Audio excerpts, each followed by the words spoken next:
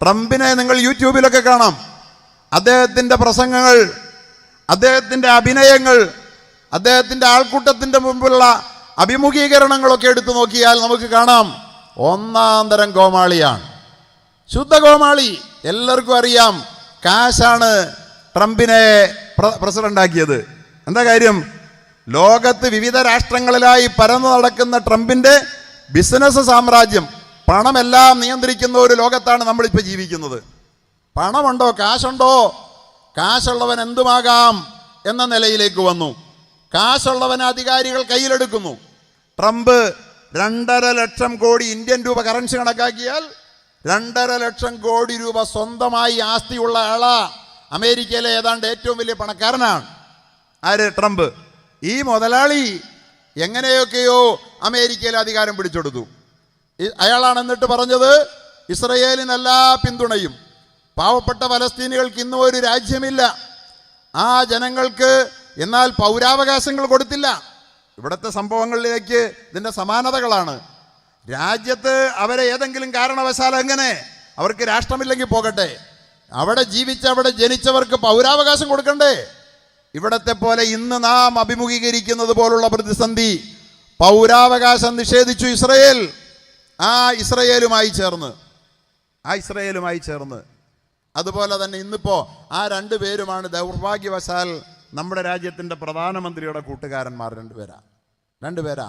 ഒന്ന് Trump G, രണ്ടാമത്തേത് നമ്മുടെ നെതന്യാഹു ജി, മൂന്നാമത്തേത് നമ്മുടെ മോഡി ജി. ഈ 3 ആളുകളും കൂടി ചേർന്ന് നമ്മുടെ രാജ്യത്ത് ലോകത്ത് നടപ്പിൽ വരുത്തിക്കൊണ്ടിരിക്കുന്ന അക്രമപരമായ പ്രവർത്തനങ്ങൾ, ഐക്യരാഷ്ട്രസഭയെ കരുവാക്കിക്കൊണ്ട് ട്രംപ് കളിക്കുന്ന കളി, അമേരിക്ക കളിക്കുന്ന കളി, ഫലസ്തീനുകൾക്കെതിരിൽ ഇസ്രയേൽ കളിക്കുന്ന കളി, അതിന് സമാനമായ ഒരു കളി നമ്മുടെ ഇന്ത്യ രാജ്യത്ത് നിന്ന് കളിക്കാൻ നമ്മുടെ പ്രധാനമന്ത്രിയെ നിയന്ത്രിക്കുന്ന അതിൻ്റെ രാഷ്ട്രീയ പ്രസ്ഥാനവുമൊക്കെ കൂടി ചേർന്ന് നടത്തിക്കൊണ്ടിരിക്കുന്ന ചില ഇടപെടലുകളുടെ ആഘാതമാണ് നമ്മൾ ഇന്ന് നമ്മുടെ രാജ്യത്ത് അനുഭവിച്ചുകൊണ്ടിരിക്കുന്നത്. രാജ്യത്തിനോ ദ്രോഹകരമല്ലാത്ത മറ്റ് രാജ്യങ്ങളുടെ പ്രശ്നങ്ങളിൽ ഒരു രാജ്യം ഇടപെടാൻ ശ്രമിക്കുക, അതോടൊപ്പം തന്നെ മറ്റ് രാജ്യങ്ങളിൽ ആധിപത്യം ഉറപ്പിക്കാൻ ശ്രമിക്കുക. അതിന് നമുക്കിന്നറിയാവുന്ന കൃത്യമായ പദമാണല്ലോ സാമ്രാജ്യത്വം.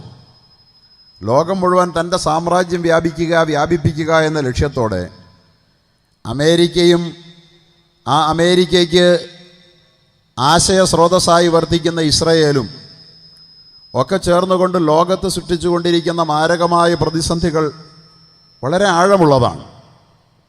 അത് നമ്മളൊക്കെ ഇന്ന് കണ്ടും അനുഭവിച്ചും കൊണ്ടിരിക്കുകയാണ്. ഇന്ന് നമുക്കറിയാം ലോകത്ത് നിലനിൽക്കുന്ന രാജ്യങ്ങൾ, ആ ലോകരാജ്യങ്ങളിൽ എവിടെയെങ്കിലും എന്തെങ്കിലും ഒരു പ്രശ്നമുണ്ടെങ്കിൽ അതെവിടെയും ആയിക്കൊള്ളട്ടെ, അത് പശ്ചിമേഷ്യയിൽ അല്ലെങ്കിൽ അഫ്ഗാനിസ്ഥാനിൽ, ഫലസ്തീനിൽ, ഇറാഖിൽ, പശ്ചിമേഷ്യൻ മേഖലകളിൽ, പാകിസ്ഥാനിലൊക്കെ, ലോകത്തിൻ്റെ ഏത് കോണിലെടുത്താലും ഇന്ന് ലോകത്ത് രാജ്യങ്ങളിൽ പ്രശ്നങ്ങളുണ്ടെങ്കിൽ അതിൻ്റെ ഒക്കെ പിന്നിൽ ഒരു കരം സാമ്രാജ്യത്വത്തിൻ്റേതുണ്ടെന്ന് നമുക്ക് കാണാം. അമേരിക്കയുടെ ലോകാധിപത്യ മനോഭാവത്തിൻ്റെ സാക്ഷാത്കാരത്തിന് വേണ്ടി ജനങ്ങളെയും രാഷ്ട്രങ്ങളെയും തമ്മിലടിപ്പിക്കുന്ന, ചേരിതിരിക്കുന്ന പ്രയാസകരമായ അനുഭവത്തിൻ്റെ ആഘാതങ്ങൾ ലോകമാകെ ഏറ്റുവാങ്ങിക്കൊണ്ടിരിക്കുമ്പോൾ അതിൻ്റെ പ്രതിസന്ധികൾ ലോകത്ത് മുഴുവനും പ്രതിസന്ധിയുണ്ട്. പക്ഷേ ലോകത്ത് മുഴുവനുമുള്ള പ്രതിസന്ധിയേക്കാൾ അപ്പുറം മുസ്ലിം ലോകത്തിൻ്റെ പ്രതിസന്ധി ഒന്ന് വേറെ തന്നെയാണ് എന്ന് പറയാൻ ഞാൻ ആഗ്രഹിക്കുകയാണ്. അക്കാര്യം നമുക്കാർക്കും സംശയമില്ലാത്തതുമാണ്. ശത്രുവും മിത്രവും ഒരുപോലെ പറയുന്ന ഒരു കാര്യമുണ്ട്. മുസ്ലിമീങ്ങൾക്ക് എന്താ ഇത്ര വലിയ പ്രതിസന്ധി? മുസ്ലിമീങ്ങളാകെ പ്രതിസന്ധിയിലാണ്. സംശയമില്ലാത്ത കാര്യമാണ്. അതിനിടയിൽ ചില ചോദ്യം ഉയർന്നു വരുന്നുണ്ട്. ഇസ്ലാം മതവും മുസ്ലിങ്ങളും അത്ര നല്ല പുള്ളികളാണെങ്കിൽ, നല്ലവരാണെങ്കിൽ ലോകത്ത് ഇത്രയും പ്രയാസവും പ്രതിസന്ധിയും മുസ്ലിങ്ങൾക്ക് വരാൻ എന്താ കാരണം? അങ്ങനെ വന്നുകൂടാത്തതല്ലേ എന്ന് ചോദിക്കുന്നവരുമുണ്ട്. ഇനി കഴിഞ്ഞ ദിവസം യൂട്യൂബിൽ ചില പ്രശ്നങ്ങളൊക്കെ, സമകാലിക പ്രശ്നങ്ങളോട് പ്രതികരിച്ചുകൊണ്ടൊക്കെ പറയും. അതിൻ്റെ അടിക്കുറിപ്പായി വരുന്ന പല കമൻറ്റുകളും വായിക്കുമ്പോൾ അതിലൊക്കെ ചോദിക്കുന്നത്, മുസ്ലിമീങ്ങൾ നല്ലവരാണെങ്കിൽ അവർക്ക് മാത്രം ലോകത്തെന്താ അത്ര പ്രശ്നം എന്നൊരു ചോദ്യം ലോകത്തുയർന്നു വരുന്നുണ്ട്.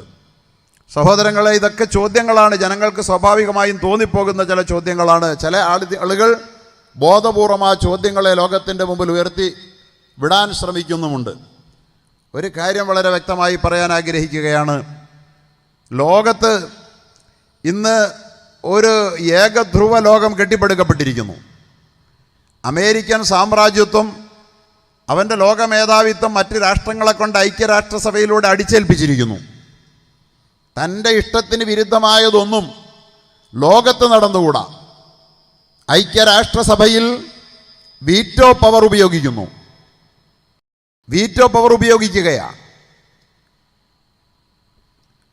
ഐക്യരാഷ്ട്രസഭയിലെ 198 അംഗരാഷ്ട്രങ്ങൾ എല്ലാം കൂടി ചേർന്നൊരു കാര്യം തീരുമാനിച്ചാൽ അത് ലോക സാമ്രാജ്യത്വത്തിൻ്റെ അപ്പോസ്തലനായ തലവനായ അമേരിക്കയ്ക്ക് ഹിതകരമല്ലെങ്കിൽ അവനതിനെ വീറ്റോ ചെയ്യും. അവിടെ നീതി ന്യായവും പ്രശ്നമല്ല. ചുരുക്കത്തിൽ ലോകത്ത് നീതിക്കല്ല സ്ഥാനം, പിന്നെന്തിനാ? ആയുധ കൂമ്പാരത്തിനാണ്, കയ്യൂക്കിനാണ് കാര്യം എന്ന ഒരു സംസ്കാരം നാം ജീവിച്ചുകൊണ്ടിരിക്കുന്ന ലോകത്ത് ഇന്ന് സാമ്രാജ്യത്വം വ്യാപിപ്പിച്ചുകൊണ്ടിരിക്കുകയാണ്. കയ്യൂക്കുള്ളവൻ കാര്യക്കാരൻ എന്നുള്ളത്, പ്രിയപ്പെട്ടവരെ, ഇന്നലകളിൽ കാട്ടിലെ കരിനിയമമായി നമ്മൾ തള്ളിക്കളഞ്ഞതായിരുന്നു. കയ്യൂക്കുള്ളവൻ കാര്യക്കാരൻ എന്നുള്ളത് കാട്ടിലെ കരിനിയമമാണ്. അത് നാട്ടിലുള്ളതല്ല, അത് മനുഷ്യർക്കുള്ളതല്ലെന്ന് പറഞ്ഞ് മാനവരാശി നിരാകരിച്ച ആ കയ്യൂക്കുള്ളവൻ കാര്യക്കാരൻ എന്ന ആശയത്തിന് ഇന്ന് ഐക്യരാഷ്ട്രസഭയുടെ സമ്പൂർണ്ണ പിൻബലമുണ്ട് എന്ന് വരുമ്പോൾ ലോകത്ത് നിലനിൽക്കുന്നത് നീതിയാണോ? നമ്മൾ പ്രശ്നത്തെ ശരിയായ അർത്ഥത്തിൽ വിലയിരുത്തണം. ലോകം മുഴുവൻ നല്ല വഴിയെ പോകുമ്പോൾ കുറേ മുസ്ലിങ്ങൾ മാത്രം വഴിമാറിപ്പോകുന്നു, അതുകൊണ്ട് മുസ്ലിങ്ങൾക്ക് പ്രശ്നമാണ് എന്ന് ചില ആളുകൾ അറിഞ്ഞും ചില ആളുകൾ അറിയാതെയും പ്രചരിപ്പിച്ചുകൊണ്ടിരിക്കുമ്പോൾ നമുക്ക് പറയാനുള്ളത്, ലോകത്ത് മുസ്ലിമീങ്ങൾക്ക് പ്രശ്നം ഇക്കാലത്തുണ്ടായേ പറ്റൂ എന്നാണ്. ബഹുമാന്യനായ ശ്രീ രാമഭദ്രൻ അവർകൾ പറയുകയുണ്ടായി, മുസ്ലിമീങ്ങൾക്ക് അങ്ങനെ അടങ്ങാൻ പറ്റില്ല. ലോകോദ്ധാരണത്തിന് ഏറ്റവും സഹായകമായ ഉജ്ജ്വലമായ ഒരു ഗ്രന്ഥം കയ്യിലുള്ള മുസ്ലിമീങ്ങൾ അനീതി കണ്ടാൽ അനീതിയോട് സന്ധി ചെയ്യാതെ അനീതിയെ അനീതിയാണെന്ന് അക്ഷരാർത്ഥത്തിൽ വിളിച്ചു പറയാൻ ബാധ്യസ്ഥരായ ഒരു ജനത എന്ന നിലയിൽ ലോകം അനീതിക്ക് കീഴ്പ്പെടുമ്പോൾ അതിൻ്റെ പ്രത്യാഘാതം ഏറ്റവും കൂടുതൽ ഏറ്റെടുക്കേണ്ടി വരിക മുസ്ലിങ്ങൾ തന്നെയാണ്. യാതൊരു സംശയമില്ല. ലോകം അനീതിക്ക് കീഴ്പ്പെട്ടിട്ടുണ്ട് എന്ന് ഞാൻ പറയുകയാണ്. ഇല്ലെന്ന് പറയാൻ വല്ലവർക്കും പറ്റുമോ? ലോകത്ത് അമേരിക്കയ്ക്ക് ഇഷ്ടമില്ലാത്തൊരു കാര്യം ലോകത്ത് അമേരിക്ക വെച്ച് പൊറുപ്പിക്കുമോ? നോക്കൂ, 7 മുസ്ലിം രാജ്യങ്ങളിൽ നിന്നൊരാളെയും തൻ്റെ രാജ്യത്തേക്ക് പ്രവേശിപ്പിക്കില്ല എന്ന് ലോകത്തിൻ്റെ കൺമുമ്പിൽ, ലോകത്തൊരു പക്ഷേ ഇന്ന് ഏറ്റവും അധികം ജനസംഖ്യയിലേക്ക് നടന്നെടുത്തുകൊണ്ടിരിക്കുന്ന, ഇപ്പോൾ ക്രിസ്ത്യാനിറ്റിയാണെന്നാണ് പറയുക, ആ ക്രിസ്ത്യാനിറ്റിയോടൊപ്പം 2070 ആണ്ടാകുമ്പോൾ ഏറ്റവും വലിയ ജനസംഖ്യ മുസ്ലിമീങ്ങളുടേതാകുമെന്ന് അമേരിക്കയിലെ പ്യൂ റിസർച്ച് സെൻറ്റർ വെളിപ്പെടുത്തിയതായി നമ്മുടെ വാർത്താ മാധ്യമങ്ങളിലൊക്കെ വരികയും നമ്മുടെ കേരളത്തിലെ മന്ത്രി അത് എടുത്തു പറയുകയും ഒരു ടി വിക്ക് മുമ്പിൽ എടുത്തു പറയുകയും ഒക്കെ ചെയ്തത്, അത് മറ്റൊരു ടി വിയുമല്ല, ജനം ടി വി കൂടിയാ ഒക്കെ ചെയ്ത ആ വാർത്തകൾ നമ്മൾ കേൾക്കുന്നുണ്ട്. അപ്പോൾ ഇത്രയും വലിയ ഒരു ജനസമുദായത്തിൻ്റെ, ഒരു സമൂഹത്തിൻ്റെ, അവർ ഭൂരിപക്ഷം വരുന്ന സുഡാൻ, ഇറാൻ പോലുള്ള രാജ്യങ്ങളിൽ നിന്നുള്ള ആളുകളെ, സോമാലിയൊക്കെ, അങ്ങനെയുള്ള രാജ്യങ്ങളിൽ നിന്ന് ഒരാൾ പോലും എൻ്റെ രാജ്യത്ത് പ്രവേശനം അനുവദിക്കില്ല എന്ന് പറയുന്ന നിലയിൽ വിസ അനുവദിക്കില്ലെന്ന് പറയും ലോകം നിയന്ത്രിക്കുന്ന ഒരു രാജ്യം പ്രഖ്യാപിക്കുമ്പോൾ, എന്ന് പറഞ്ഞാൽ എന്താ, ആ രാജ്യത്തിൻ്റെ മുഴുവൻ പ്രജകളും മോശക്കാരാണെന്നാണ്, അതാണല്ലോ പറയുന്നതിൻ്റെ അർത്ഥം. ഒരു രാജ്യത്ത് ജീവിക്കുന്ന മുഴുവൻ ആളുകളും മോശക്കാരാകുമോ? ആകുമോ? ഇപ്പറയപ്പെട്ട രാജ്യങ്ങളെല്ലാം ലോകത്തിന് എന്തെങ്കിലും ഭീഷണി ഉണ്ടാക്കിയെന്ന് ആരും പറഞ്ഞും കേട്ടിട്ടില്ല. അപ്പോൾ എന്നിട്ടും ഇത്രയും വളരെ ഏകപക്ഷീയമായി, വിവേചനപരമായി, വർഗീയമായി ലോകത്തെ ഭിന്നിപ്പിക്കുന്ന വിധത്തിൽ അമേരിക്കൻ സാമ്രാജ്യത്വം പ്രവർത്തിക്കുമ്പോൾ അതിനെതിരിൽ ലോകത്ത് പ്രതിഷേധം ഉയർന്നു വരേണ്ടതുണ്ട്. പക്ഷേ പ്രതിഷേധം വരുന്നില്ല. എന്താ കാര്യം? ശക്തിക്കു മുമ്പിൽ അധികാരത്തിന് മുമ്പിൽ, ഭൂരിപക്ഷത്തിന് മുമ്പിൽ, അതുപോലെ തന്നെ ആയുധ കൂമ്പാരങ്ങൾക്ക് മുമ്പിൽ വാ തുറന്ന് മിണ്ടാൻ മാത്രം ഇന്ന് മനുഷ്യ സമൂഹത്തിൽ ആർജവമുള്ള നേതാക്കന്മാരും രാഷ്ട്രങ്ങളുടെയും എണ്ണം കുറയുകയാണ്. അതല്ലേ ഇതിന് കാരണം? വേറെ വല്ലതും ഉണ്ടോ? അല്ലേ എല്ലാവരും ഭൂരിപക്ഷം, ഐക്യരാഷ്ട്രസഭയിലെ ഭൂരിപക്ഷം ഒരു കാര്യം തീരുമാനിക്കുന്നു, പക്ഷെ അമേരിക്ക വീറ്റോ ചെയ്യും എനിക്കിഷ്ടമില്ലെങ്കിൽ എന്ന് പറഞ്ഞാൽ ഇതെന്ത് കാടത്തമാണ്, തീവട്ടിക്കൊള്ളയാന്ന് ചോദിക്കാൻ ആരുമില്ല ഇവിടെ. അവൻ ലോകത്ത് ഞാൻ പറഞ്ഞു വരുന്നത് അനീതിയുടെ ഒരു ലോകം ഇവിടെ കെട്ടിപ്പടുക്കപ്പെടുകയാണ്. അത് അവസാന നാളിൽ സംഭവിക്കുമെന്ന് മുഹമ്മദുർ റസൂലുള്ളാഹി പറഞ്ഞിട്ടുണ്ട്. ലോകത്ത് നീതി സമ്മാനിക്കാൻ ഒരു വിമോചകൻ വരും. പിന്നീട് ഇമാം മഹദിയുടെ ആഗമനത്തെക്കുറിച്ച് പരാമർശിച്ചപ്പോൾ പുണ്യ റസൂലുള്ളാഹി പറയുകയുണ്ടായി, തംലഉൽ അർളു യംലഉൽ അർളു ജൗറം വളുൽമ, ലോകം അക്രമവും അനീതിയും കൊണ്ട് നിറയും. ലോകം അക്രമവും അനീതിയും കൊണ്ട് നിറയും. അക്രമമല്ലാതെ അനീതിയല്ലാതെ ലോകത്തില്ലാത്തൊന്ന് വരും. അക്രമത്തിനെതിരിൽ മിണ്ടാൻ ആളില്ലാതെ വരും. മിണ്ടുന്നവൻ്റെ പ്രതികരണ ശേഷിയെ നിർവീര്യമാക്കും, മിണ്ടുന്നവനെ ഭീകരനാക്കും, മിണ്ടുന്നവനെ തീവ്രവാദിയാക്കും. അങ്ങനെ എല്ലാവരും സ്വയം സുരക്ഷിതത്വത്തിന് വേണ്ടി ഭീരുത്വത്തിൻ്റെ മാളത്തിൽ ഒളിക്കുന്ന ഒരു കാലം ലോകം വരും. അന്ന് ലോകത്ത് അക്രമവും അനീതിയും തേർവാഴ്ച നടത്തും. ഹദീസ് അങ്ങനെയാണ്, തുംലഉൽ അർളു, ഭൂമി നിറയ്ക്കപ്പെടും, ജൗറം ളുൽമ, അക്രമവും അനീതിയും കൊണ്ട്. ലോകം നിറയ്ക്കപ്പെട്ടില്ല അക്രമവും അനീതിയും കൊണ്ട്. ലോകത്തെ എത്ര യുദ്ധങ്ങൾ, ഇറാഖിലടക്കം സദ്ദാം ഹുസൈൻ മാരകായുധം ഉണ്ടാക്കിയെന്ന്. സത്യത്തിൽ സദ്ദാം ഹുസൈൻ മാരകായുധമൊന്നും ഉണ്ടാക്കിയില്ലെന്ന് പിന്നെ എല്ലാവരും പറഞ്ഞില്ലേ, സമ്മതിച്ചില്ലേ? അത് പറഞ്ഞ ഒരു രാജ്യത്തെ തകർത്തില്ലേ? ഒരു വലിയ പെരുന്നാളിൻ്റെ മുസ്ലിം ലോകം ആദരണീയമായി കാണുന്ന, മുസ്ലിം ലോകത്തിൻ്റെ ആഘോഷ ദിനമായ ഒരു ബലിപെരുന്നാളിൻ്റെ സുദിനത്തിൽ തിക്രീറ്റിൻ്റെ തെരുവിൽ, സദ്ദാം ഹുസൈനിൻ്റെ ജന്മദേശമായ തിക്രീറ്റിൻ്റെ തെരുവിൽ ആ രാജ്യത്തെ 25 കൊല്ലം ജനങ്ങൾ തെരഞ്ഞെടുത്ത് ആ രാജ്യത്തിൻ്റെ അധികാരിയായിരുന്ന ഒരു ഭരണാധികാരിയെ, അദ്ദേഹം ആരോ 10-800 പേരെ, കുർദുകളെയോ ആരെയോ അദ്ദേഹം കൂട്ട കശാപ്പിന് വിധേയമാക്കി എന്ന ന്യായം പറഞ്ഞ്, അമേരിക്ക കൂട്ട കശാപ്പൊന്നും ആരെയും ചെയ്യുന്നില്ലല്ലോ, അല്ലേ? ഇല്ലല്ലോ. എന്ന ന്യായം പറഞ്ഞ്, ഇനി അത് ന്യായമാണ്, അതിൻ്റെ പേരിൽ ശിക്ഷിക്കണമെങ്കിൽ ആരാ ശിക്ഷിക്കണ്ടേ? അമേരിക്ക ശിക്ഷിക്കുന്നു. എങ്കിലും നമ്മളതും അംഗീകരിക്കുന്നു. പക്ഷേ അദ്ദേഹത്തെ തൂക്കുമരത്തിലിടുന്നത് ലോക മുസ്ലിമീങ്ങൾക്കെല്ലാം ബലിപെരുന്നാളായ ആഘോഷത്തിൻ്റെ ദിവസത്തിൻ്റെ ആ പെരുന്നാളിന് പള്ളി പോകുന്ന സമയത്ത് തന്നെ ആകണമെന്ന് എന്തായിരുന്നു അമേരിക്ക നിർബന്ധം? അങ്ങനല്ലേ സംഭവിച്ചേ? എന്തിനാണത്? മുസ്ലിം ലോകത്തെ ആവോളം പ്രകോപിപ്പിക്കാനും അവരുടെ വികാരത്തെ വ്രണപ്പെടുത്താനും ഇവിടെ ചോദിക്കാനും പറയാനും ഒരുത്തനുമില്ല. അങ്ങനെ ഞങ്ങൾ ചെയ്താലും ഒരു രാജ്യത്തിൻ്റെ 1/4 നൂറ്റാണ്ടിലേറെക്കാലം, അരനൂറ്റാണ്ടോളം പ്രസിഡൻ്റായിരുന്ന ഒരാളെ, ഒരു അറബി മുസ്ലിം രാജ്യത്തെ അവിടുത്തെ പ്രസിഡന്റിനെ ജയിലിൽ, അദ്ദേഹത്തെ ഒരു വിചാരണ നാടകം നടത്തി പെരുന്നാളിൻ്റെ സുദിനത്തിൽ തൂക്കിലിട്ടാലെന്നല്ല, നിങ്ങളുടെയൊക്കെ പെരുന്നാൾ സന്തോഷത്തിൻ്റെ ദിനത്തിൽ തൂക്കിക്കൊന്നാൽ മിണ്ടാൻ ആരുണ്ടടാ എന്നായിരുന്നു അമേരിക്ക ചോദിച്ചത്. ആരും മിണ്ടിയില്ല. എന്താ അതിന് കാരണം? അക്രമം തേർവാഴ്ച നടത്തുന്ന ലോകമാണ്. അമേരിക്കയ്ക്കെതിരെ മിണ്ടിയാൽ ഒറ്റപ്പെടും. അപ്പം ലോകത്തക്രമം, അതിൻ്റെ കൂട്ടത്തിലാണ് ഐക്യരാഷ്ട്രസഭയിലെ വീറ്റോ പവർ കൂട്ടി വായിക്കേണ്ടത്.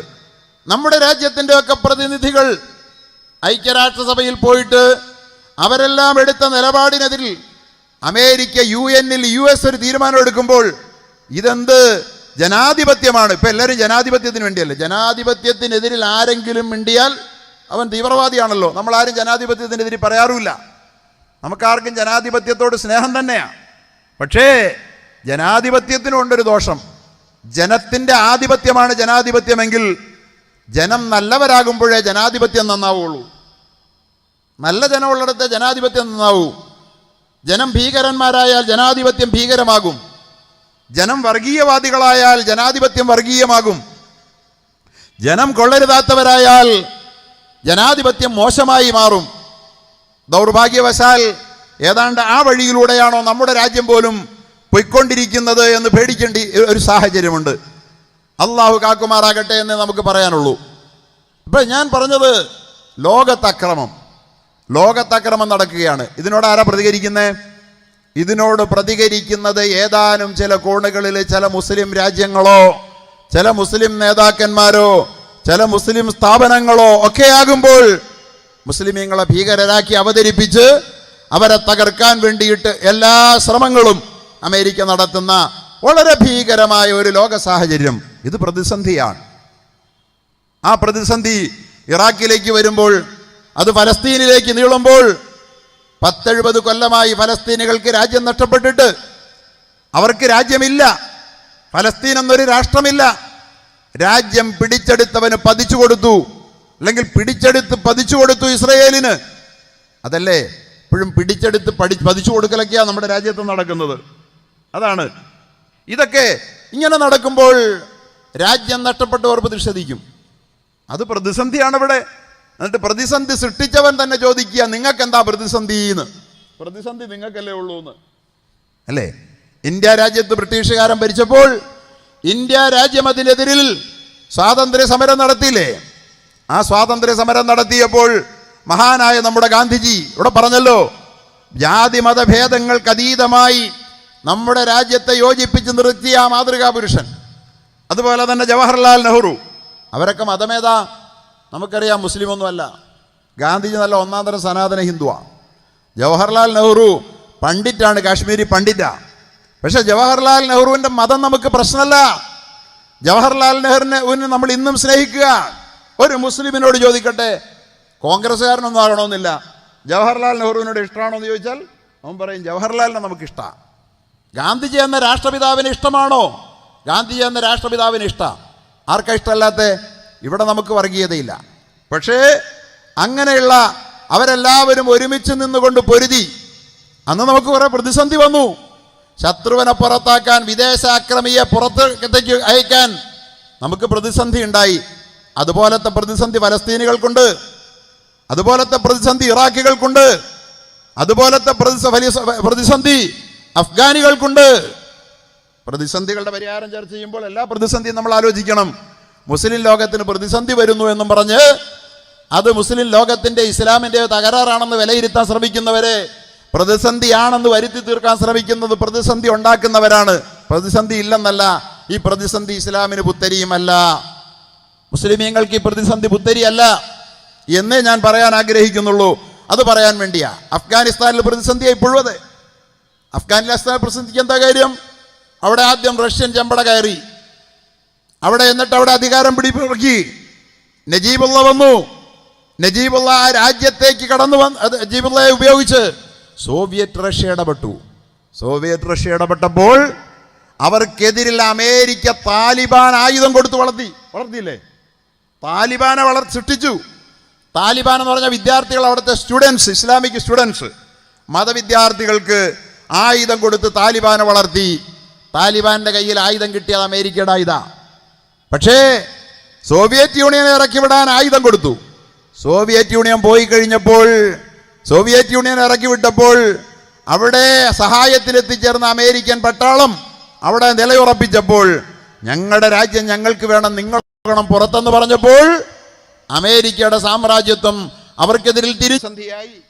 നമ്മൾ വായിച്ചിട്ട് ഇസ്ലാം പ്രതിസന്ധിയുടേതാണ്, ഇസ്ലാമിന് അതിജീവനം സാധ്യമല്ല എന്ന് വരുത്തി തീർക്കാൻ ശ്രമിക്കുമ്പോൾ, പ്രതിസന്ധികൾ ഉണ്ടെന്നുള്ളത് സത്യമാണെങ്കിലും അതിനെ പ്രവാചക പാതയിലൂടെ അതിജീവിക്കാമെന്നുള്ളത് ലോക ചരിത്രത്തിൻ്റെ പാഠമാണ് എന്ന് പറയാൻ ഈ സന്ദർഭം ഞാൻ ആഗ്രഹിക്കുക. ഇവിടെ നമുക്കിന്ന് 2-3 പ്രശ്നങ്ങൾ നമ്മെ വേട്ടയാടുകയാണ്. നമ്മുടെ രാജ്യത്തെ ആൾക്കൂട്ട കൊലപാതകങ്ങൾ അരങ്ങേറിക്കൊണ്ടിരിക്കുന്നു. ആരാണ് ആൾക്കൂട്ട കൊലപാതകം നടത്തുന്നത്? നമ്മുടെ രാജ്യത്തിൻ്റെ അധികാര കസേരയിലിരിക്കുന്ന ആളുകളുടെ പിന്തുണയോടെ. എന്തിൻ്റെ പേരിലാണ്? മനുഷ്യൻ കഴിക്കേണ്ടുന്ന ഭക്ഷണം എന്താണെന്ന് തീരുമാനിച്ച് ബീഫ് കഴിച്ചൂടാ. ബീഫ് കഴിച്ചൂടെന്ന് മാത്രമല്ല, ബീഫ് കച്ചവടം നടത്തിക്കൂടാ. നമ്മുടെ രാജ്യത്ത് ഇതൊക്കെ ആകാമായിരുന്നു ഇന്നലകളിൽ. ബീഫ് കഴിക്കാൻ മേല, ബീഫ് കച്ചവടം നടത്താൻ പാടില്ല. അത് കഴിക്കുന്നവനെ തെരഞ്ഞു പിടിച്ച് കഴിക്കാത്തവനെ കഴിക്കുന്നവനാക്കി മാറ്റിക്കൊണ്ട്, അതുപോലെ തന്നെ അത് കച്ചവടം നടത്തുന്ന ആളുകൾ എത്രയോ കാലങ്ങളായി ബീഫിൻ്റെ കച്ചവടം ഇവിടെ നടക്കുക. അവരൊക്കെ തെരഞ്ഞു പിടിച്ച് വളഞ്ഞു വെച്ച് രാജ്യമൊട്ടാകെ ആൾക്കൂട്ട കൊലപാതകങ്ങൾ നടത്തിക്കൊണ്ടിരിക്കുന്നു. എന്തിനാണ്? ഈ രാജ്യത്തെ ഒരു വിഭാഗം ജനങ്ങളെ ദുർബലപ്പെടുത്താൻ, തകർത്ത് കളയാൻ. അവർക്ക് മുന്നോട്ട് പോകാൻ കഴിയരുതെന്ന് വരാൻ, അവരുടെ അന്തസ്സ് ഹോമിക്കാൻ രാജ്യത്തെ ഒരു വലിയ പ്രതിസന്ധി ആൾക്കൂട്ട കൊലപാതകത്തിൻ്റെതാണിപ്പോൾ, അല്ലേ? പാവപ്പെട്ട മാടുമായി യാത്ര ചെയ്തു പോയ അമ്മാവനെയും മരുമകനെയും രണ്ടുപേരെയും ആൾക്കൂട്ടം തല്ലിക്കൊന്ന് മരത്തിൽ കെട്ടി തൂക്കി. നമ്മുടെ രാജ്യം കണ്ടതാണ്. എന്തോ ഒരു ഭീകരമായ കാഴ്ചയാണത്. 13 വയസ്സ് മാത്രം പ്രായമുള്ള ഒരു കുട്ടിയടക്കം. എന്താണ് അവൻ ചെയ്ത തെറ്റ്? ഒരു ബീഫിനെ കൊന്നെന്നുള്ളതല്ല, ബീഫിനെ വാങ്ങിച്ചുകൊണ്ട് തെരുവിലൂടെ പോയി എന്ന ഒരൊറ്റക്കാർ പോത്തിനെ വാങ്ങിക്കൊണ്ട് പോയെന്ന് പറഞ്ഞുകൊണ്ട് അവനെയും അവൻ്റെ അമ്മാവനെയും തല്ലിക്കൊന്ന് ഝാർഖണ്ഡിൽ മരത്തിൽ കെട്ടിത്തൂക്കി. ആ മൃതശരീരം മരത്തിൽ തൂങ്ങിയാടുന്ന കാഴ്ച നമ്മുടെ ഭാരതം കണ്ടു. അത് നടന്നത് ഈ രാജ്യം ഭരിക്കുന്ന പാർട്ടിയുടെ ഭരണത്തിന് കീഴിലാണ്. രാജ്യം ഭരിക്കുന്ന പാർട്ടി തന്നെയാണ് ഝാർഖണ്ഡിലുമുള്ളത്. ഈ രണ്ടുപേരും അതിനെതിരിൽ നടപടിയെടുക്കുന്നില്ല. അത് തെറ്റാണെന്ന് പറയാനൊന്ന് മിണ്ടാൻ പോലും നമ്മുടെ രാജ്യത്തിൻ്റെ പ്രധാനമന്ത്രി തയ്യാറാകുന്നില്ല. പ്രതിസന്ധി സൃഷ്ടിക്കുകയാണ് എന്ന് പറഞ്ഞാൽ എൻ്റെ വിശ്വാസം, എൻ്റെ ഭക്ഷണം അതൊക്കെ കഴിഞ്ഞിട്ടേ ഉള്ളൂ ഈ രാജ്യത്ത് മറ്റാർക്കും അവകാശങ്ങളുള്ളൂ എന്ന് പറഞ്ഞുകൊണ്ട് സൃഷ്ടിക്കപ്പെടുന്ന പ്രതിസന്ധി. ഈ ഒരു പ്രതിസന്ധിയുണ്ട്. കൊല്ലുകയാണ് മനുഷ്യനെ. രണ്ടാമത് മനുഷ്യരെ ഇവിടെ നിന്ന് ആസമിലുള്ളതുപോലെ, അസം എന്താണ് പ്രശ്നം? അവനെ നാട് കടത്തുക. രാജ്യത്തെ പൗരന്മാരായി ഇന്നലകളിൽ പതിറ്റാണ്ടുകളായി ഈ രാജ്യത്ത് ജനിച്ചു ജീവിച്ചവർ, അതോടൊപ്പം തന്നെ നമ്മുടെ ഒന്നായി നിന്ന ഇന്ത്യ, ബംഗ്ലാദേശ്, പാകിസ്ഥാൻ, ഇന്ത്യ എന്നൊക്കെ പറയുമ്പോൾ ഇന്ന് നമുക്ക് 3 രാജ്യമാണ്. പക്ഷേ ഈ രാജ്യം 3 അല്ല, നമ്മുടെ അഖണ്ഡ ഭാരതത്തിൻ്റെ ഭാഗമാണ്. ഒന്നായി നിന്ന നമ്മുടെ ഇന്ത്യയെ സ്വാതന്ത്ര്യം നമ്മൾ വിദേശികളോട് ചോദിച്ച് മേടിച്ചപ്പോൾ ബ്രിട്ടീഷുകാരെ പുറത്താക്കിയതിൻ്റെ പക തീർക്കാൻ വേണ്ടി നമുക്കൊരിക്കലും സ്വൈരത്തോടു കൂടി ജീവിക്കാൻ കഴിയാതിരിക്കാൻ ആ സ്വാതന്ത്ര്യം കിട്ടിയ അന്നത്തെ രാത്രിയിൽ നമ്മളെ 2 രാജ്യമാക്കി വിദേശികൾ വെട്ടിപ്പിളർന്നു, അല്ലേ? പക്ഷേ ഒരു കാര്യം വളരെ വ്യക്തമായി പറയാൻ ആഗ്രഹിക്കുക, ഇതൊന്നും കൊണ്ട് ഈ പ്രതിസന്ധികൾ കണ്ട് പതറേണ്ടവരല്ല മുസൽമാൻ. അതാണ് ഞാൻ പറയാൻ ആഗ്രഹിക്കുന്നത്. കാരണം ഇവിടെ മുസ്ലിമിന് സ്വർഗമായിരിക്കുമെന്ന് അള്ളാൻ്റെ റസൂൽ പറഞ്ഞിട്ടില്ല. ഇവിടെ അങ്ങ് മുസ്ലിമായാൽ ഇവിടെ സ്വർഗം കിട്ടുമെന്ന് ചില ആളുകൾ പറയാറുണ്ട്. മുസ്ലിമായിട്ട് എന്തേ ഇവിടെ സ്വർഗമില്ലാത്ത എന്ന് ചോദിക്കുന്നുണ്ട്. മുസ്ലിമിന് സ്വർഗം കിട്ടുന്നത് മരണാനന്തര ജീവിതത്തിലാണ്. അദ്ദുന്യാ സിജുനുൽ മുഅ്മിനി വജന്നത്തുൽ കാഫിർ. ഈ ഭൗതിക ലോകമെന്നുള്ളത് സത്യവിശ്വാസിക്കൊരു തടവറയാണ്, ഒരു വിശാല ജയിലാണെന്ന് മുഹമ്മദ് മുസ്തഫ സല്ലല്ലാഹു അലൈഹി വസല്ലം പറഞ്ഞിട്ടുണ്ട്. ഒരു വിശാല ജയിലാ, തുറന്ന ജയില എന്ന് പറഞ്ഞാൽ മറ്റുള്ളവർക്കുള്ളത്ര സ്വാതന്ത്ര്യം മുസ്ലിമിനോട് ഉണ്ടാവില്ല. പ്രയാസങ്ങളുണ്ടാകും, പ്രതിസന്ധികളുണ്ടാകും, അതേ സ്വാതന്ത്ര്യം ഉണ്ടാകൂല. കാരണം എന്താ? അവന് മറ്റുള്ളവർക്ക് കഴിക്കാവുന്നതെല്ലാം മുസ്ലിമിന് കഴിച്ചൂടാ, മറ്റുള്ളവർക്ക് കുടിക്കാവുന്നതെല്ലാം മുസ്ലിമിന് കുടിച്ചൂടാ. അങ്ങനെ പലതിലും നിയന്ത്രണങ്ങൾ അച്ചടക്കം പാലിക്കേണ്ട ഒരു മുസ്ലിം ഈ ലോകത്തൊരു തടവറയിൽ എന്ന പോലെ ജീവിക്കുമ്പോൾ വജന്നത്തുൽ കാഫിർ, ഒരവിശ്വാസിക്ക് വിലക്കുകളില്ലാത്ത, തടസ്സങ്ങളില്ലാത്ത ഒരു ലോകമായിരിക്കും ഇവിടെ എന്ന് പുണ്യ റസൂൽ പറഞ്ഞിട്ടുണ്ട്. അതുകൊണ്ട് പ്രതിസന്ധികൾ ഈ ലോകത്ത് വന്നു എന്നത് കണ്ടുകൊണ്ട് ഇസ്ലാമിൻ്റെ എന്തെങ്കിലും ഒരു കുറവാണ്, ഇസ്ലാമിൻ്റെ പരാജയത്തിൻ്റെ സൂചനയാണെന്ന് ആരെങ്കിലും കരുതുന്നുണ്ടെങ്കിൽ എനിക്ക് അവരോട് പറയാനുള്ളത്, പ്രതിസന്ധികളിലല്ലാതെ ഇസ്ലാം ഒരു കാലത്തും വളർന്നിട്ടില്ല, നിലനിന്നിട്ടില്ല, പുരോഗമിച്ചിട്ടില്ല എന്നുള്ളതാണ്.